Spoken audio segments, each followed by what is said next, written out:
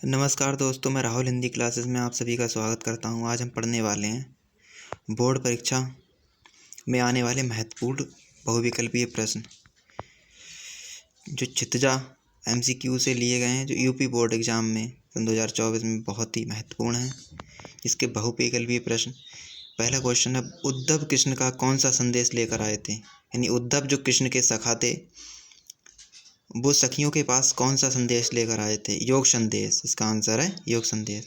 कृष्ण की संगीति में रहकर भी कौन उसके प्रेम से अछूते रहे थे? उद्धव। गोपियों को अकेला छोड़कर कृष्ण कहाँ चले गए थे?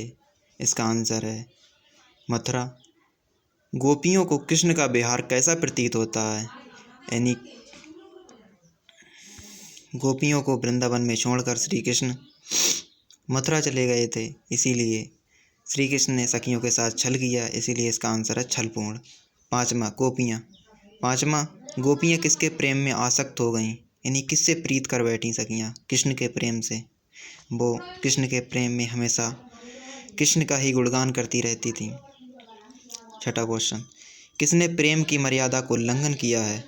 कृष्ण ने सखियों को छोड़कर वो हमेशा के लिए उनसे विलग हो गए, या इसीलिए श्री कृष्ण ने अपनी मर्यादा का उल्लंघन किया है। इसका आंसर है कृष्ण। सातवां, मनीषी किसे कहा जाता है? मनीषी का मतलब होता है जो किसी विचार विमर्श पर चिंतन करता है, चिंतनशील व्यक्ति। इसका आंसर है चिंतनशील।